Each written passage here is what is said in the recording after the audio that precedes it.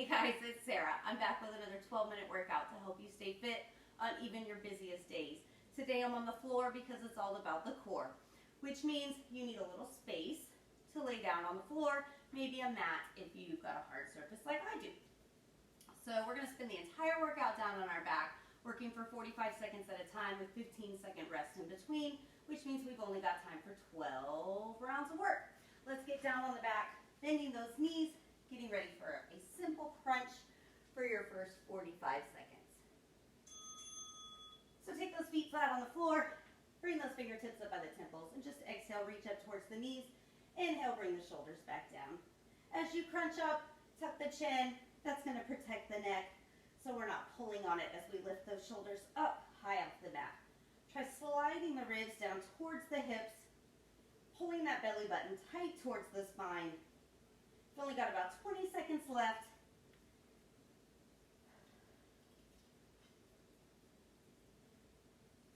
Last 12 seconds for your first warm-up round of easy crunches.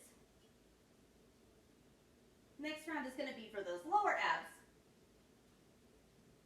So at the bell, take a quick stretch, release the upper abs, then anchor the shoulders down on the floor with the hands down by the sides, picking the knees up over the hips so that we can lift that tailbone up off the floor to fire up those lower abs. And then as you tap the tailbone back down, you're just going to tap the toes down on the floor by the hips. So lift up, lower down, and tap. Anchoring those shoulders down into the mat or the floor. Pressing that low back down as you tap your toes down by the hips. It's your warm-up round, so we're keeping that range of motion small with that little toe tap down by the hips. And we've only got about 15 seconds left here before we start to fire up the obliques.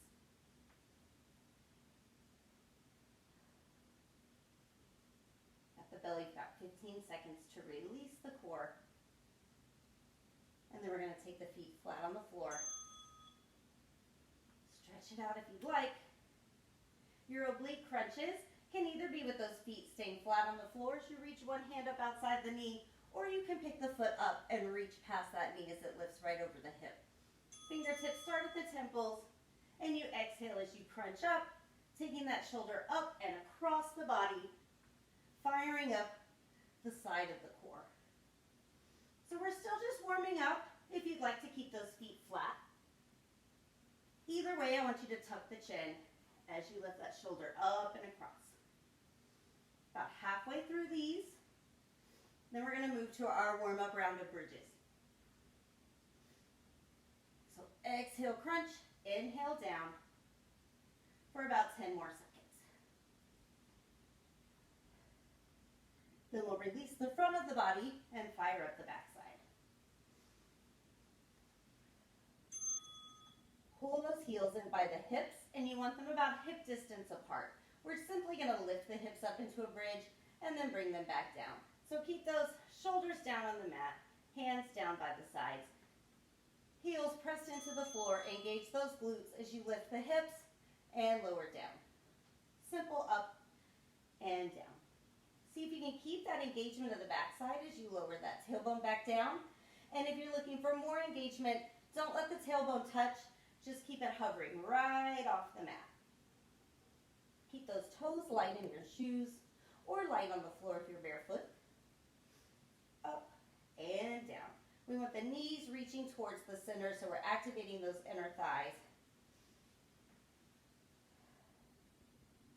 Almost done here. At the bell, you can hug those knees into the chest and release the backside because we're moving back to those abs. Next round is going to be shootouts. You're going to start with those knees right over the hips, and you're just going to extend the arms and legs out and in. Either with a crunch, shoulders staying off the mat, or without a crunch, head and shoulders staying down. So you choose either crunch or no crunch. And your other option here, if you start to feel too much work in the low back, or you feel that low back popping off the mat too much, just tap the toes down as you extend the arms up, either with the crunch or without the crunch. So you choose what works for you. You're about halfway through this round already. Keep that belly button tight towards the spine, as if somebody's going to come stand on you, and you've got to really brace that belly to hold them up. Last 10 seconds here, and then we're going to go back to some more bridges. So at the bell, you can release the core, and then I want you to step your feet wide outside the hips. So if you're on a mat, they're towards the edge of the mat. If you're not on a mat, they're just wider than the hips. They're still parallel, so we can press into the heel, the pinky toe, and the big toe as we lift these hips up into our bridge.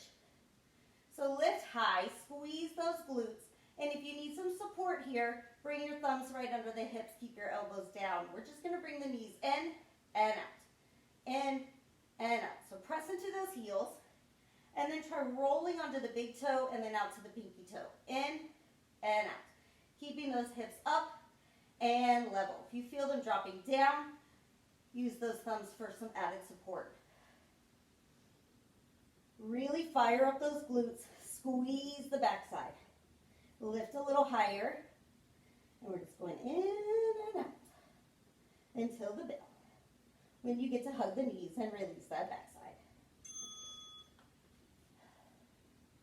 All right, we're going to move back to the front side. We've got some bicycle twists, and you can either extend alternating legs or tap alternating toes. But we're going to have fingertips up by the temples. Our chin will be tucked, and we're going to try to hold that crunch as we twist from side to side, taking the shoulder across the body towards the opposite knee, just like we did on our oblique crunch, just challenging ourselves to take it a little bit further in this bicycle twist. Pull the elbows back. If you need to, tap those toes down, and another option, lose the crunch, just work the legs with those bicycle legs or alternating toe taps. Whatever helps you get through these next 12 seconds. Don't forget to breathe. You are almost there, and then we get to go back to some bridges. This time, I want your feet together and those heels by the hips. So we're going to really press those knees and the center of the feet together as we lift our hips up into our bridge. Anchor your shoulders down, squeeze your glutes, and lift those hips high. If you need that support, the thumbs come under the hips. We're going to take the knees out and in. So press into your heels, and you're going to roll out to the edges of the feet, then squeeze the knees together. Press into those big toes. It's a little bit more challenging in this narrow stance, this narrow bridge. So lift those hips a little bit higher and use the thumbs for support if you need it. Fight through that burn you're feeling, right? Those inner thighs and into the backside. It's your body telling you you're getting stronger today. At the bell, you get to come down, hug those knees.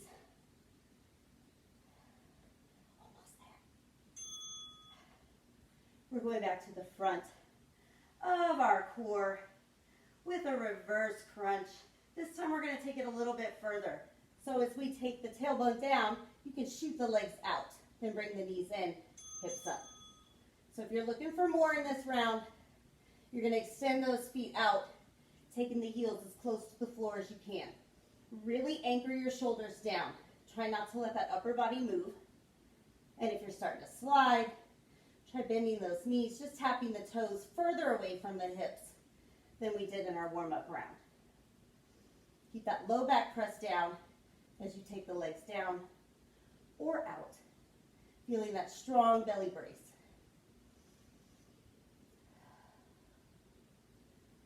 We've got another round of bridges after this.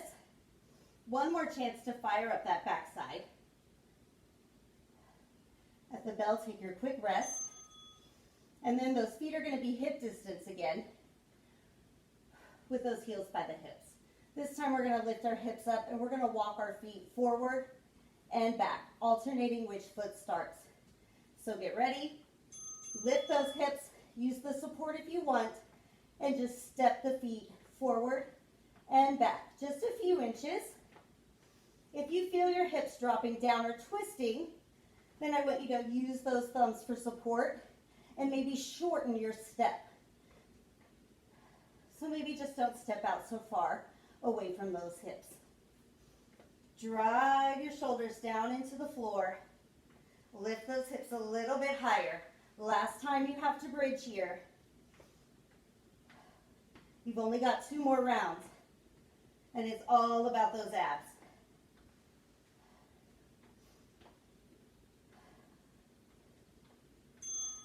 Come down, hug the knees. We're back to our oblique crunches. This time, lift that knee. If you did in the first round, give it a try. Unless you're feeling really tired and it's been a while since you've worked that core, then please feel free to leave the feet down. Just reach up past the opposite knee. If you're looking for a little bit more work in that core, you're picking up the foot, bringing the knee over the hip, and trying to reach as far past it as you can. You're halfway through these, and then you've only got 1 more 45-second round to complete your 12-minute core workout today. Don't forget to exhale as you crunch. Inhale as you come down. You've got 10 seconds.